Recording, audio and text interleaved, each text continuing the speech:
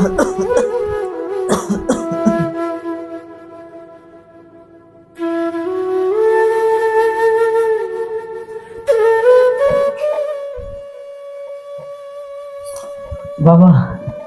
বাবা, হ্যাঁ বাবা, বলো।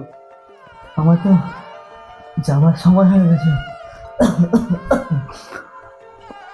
এতদিনে আমি এই সংসারটা চালিয়ে এসেছি, আজ থেকে তোর উপরে এই সংসারের দায়িত্বটা রইল, তুই চালাস।